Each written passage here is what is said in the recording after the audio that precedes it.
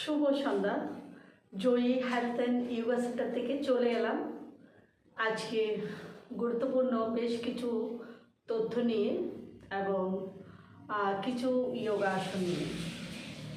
আজকে আমাদের বিষয় হলো ডায়াবেটিস। ডায়াবেটিস অত্যন্ত ভয়াবহ একটি রোগ, আমরা সকলেই সেটা জানি, কিন্তু তারপরেও এই রোগের ভয়াবহতা বেড়েই চলছে। আজকে আমরা জানব কি কি খাবার আমাদেরকে আস্তে আস্তে খাদ্য তালিকা থেকে কমিয়ে দিতে হবে এবং কি কি আসন প্রাণায়াম আমরা করলে শারীরিক ও মানসিকভাবে সুস্থ থাকব। চলুন তাহলে আমরা চলে যাচ্ছি সরাসরি আমাদের আজকের সেশনে। ডায়াবেটিসের মতো একটি মারাত্মক রোগ নিয়ে আজকে আমাদের ডিসকাশন এবং এই ডায়াবেটিসের ঝুঁকিমুক্ত কীভাবে হতে পারি এবং যারা ডায়াবেটিস রোগে ভুগছে তারা কিভাবে ডায়াবেটিসটাকে নিয়ন্ত্রণ করতে পারবে সে বিষয় নিয়ে আজকে আমাদের চমৎকার কিছু তথ্য নিয়ে আজকের এই ভিডিও। আমরা সবাই জানি আমাদের ডায়াবেটিস রোগের জন্য শর্করা জাতীয় খাদ্য খুবই ক্ষতিকর। শর্করা জাতীয় কী কী খাবার রয়েছে, যে সমস্ত খাবার আমরা আমাদের খাদ্য তালিকা থেকে আস্তে আস্তে কমিয়ে ফেলব, আমরা আজকে সেই বিষয়টা জানব।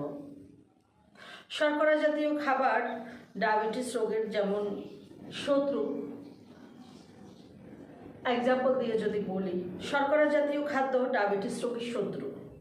যেমন অতিরিক্ত ভাত, রুটি, আলু প্রভৃতি ও চর্বি জাতীয় খাদ্য গ্রহণের পরিমাণ কমানোর সাথে সাথে আমাদেরকে আমিষ জাতীয় খাদ্যের পরিমাণ বাড়াতে হবে।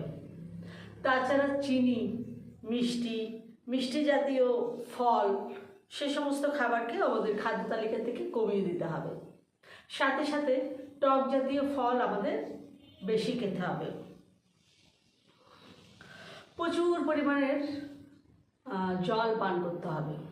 বিশেষ করে যখন তেষ্টা পাবে তখন অবশ্যই পরিমিত জল পান করবে। মনকে সর্বদা শান্ত রাখতে হবে এবং প্রফুল্ল রাখতে হবে। কোনো ধরনের উৎকণ্ঠা, উদ্বেগ, দুশ্চিন্তা করা যাবে না, যেটা ডায়াবেটিস রোগীর জন্য অত্যন্ত ক্ষতিকারক। তাছাড়া ডায়াবেটিস রোগীদের জন্য নিয়মিত হাঁটা আবশ্যক। শুধুমাত্র ডায়াবেটিস রোগীরাই নিয়মিত হাঁটবে তা না, সকল সুস্থ মানুষ নিয়মিত হাঁটবে। নিয়মিত হাঁটার অনেকগুলো উপকারিতা রয়েছে, যেগুলো নিয়ে আরেকটি ভিডিওতে উপস্থাপন করা হবে। যেহেতু আজকে ডায়াবেটিস নিয়ে আলোচনা, সেহেতু আমরা এই আলোচনার মধ্যেই থাকবো আশা করি। নিয়মিত হাঁটার পাশাপাশি নিয়মিত যোগাসন চর্চা চালিয়ে যেতে হবে। আমরা সবাই জানি যোগাসন আমাদের শারীরিক মানসিকভাবে আমাদেরকে যেমন সুস্থ রাখে তেমনি অনেক স্ট্রং রাখে এবং আমাদের মনকে শান্ত রাখে। মনের মধ্যে থাকা সকল ধরনের স্ট্রেস কিংবা মানসিক চাপ কমাতে সাহায্য করে। তাছাড়া নিয়মিত যোগাসন করলে আমাদের পজিটিভ এনার্জি অনেক বাড়ে এবং আমাদের মধ্যে থাকা সকল দূষিত টক্সিন, নেগেটিভনেস আস্তে আস্তে আমাদের থেকে বের হয়ে যাবে। তাই নিয়মিত যোগাসন চর্চা করতে হবে। চলুন তাহলে জেনে নেওয়া যাক ডায়াবেটিস রোগীদের জন্য কি কি আসন করা প্রয়োজন। আমরা অনেকগুলো আসন রয়েছে ডায়াবেটিস রোগীদের জন্য, অনেকগুলো আসন রয়েছে। আজকে একটি প্রাণায়াম, একটি আসন অনুশীলন করে দেখানো হবে। তবে কতগুলো আসন রয়েছে সেগুলো আমি আস্তে আস্তে ডিসকাস করছি। ডায়াবেটিস রোগীদের জন্য অনেকগুলো আসনের মধ্যে জানুশিরা আসন অন্যতম।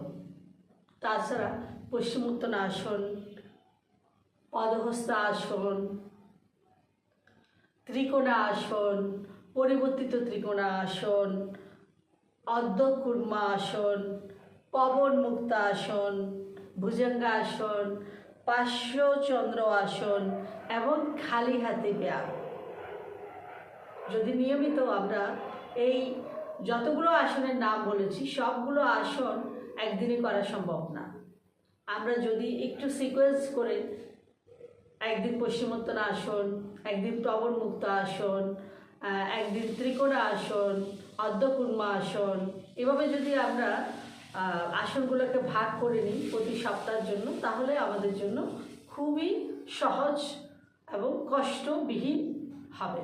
সবগুলো আসন একসাথে করতে গেলে অনেক বেশি কষ্ট হবে, যেটা হয়তো শুরুতেই সেই কষ্ট শুরুতে নেওয়া সম্ভব না।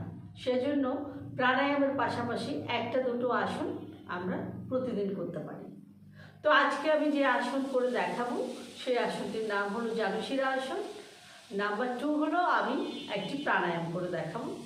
প্রাণায়ামের রাজা প্রাণায়াম নারী শুদ্ধি প্রাণায়াম। নারী শুদ্ধি প্রাণায়াম অত্যন্ত উপকারী একটি প্রাণায়াম, যেটা আমাদের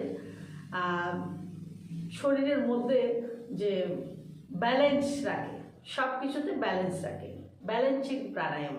এছাড়া তার আরও অনেকগুলো গুণাগুণ রয়েছে। ব্যালেন্সিং প্রাণায়াম এটা হলো তার বেস্ট একটা গুণ, সব দিকে ব্যালেন্স রাখবে। হরমোনাল জনিত ইমব্যালেন্স থেকে শুরু করে সব ধরনের ব্যালেন্সের সমতা রাখে এই নারী শুদ্ধি প্রাণায়াম। অত্যন্ত উপকারী একটি প্রাণায়াম। আপনার যদি সময় না থাকে, শুধু নারী শুদ্ধি প্রাণায়াম করেও আপনি সুস্থ থাকতে পারবেন।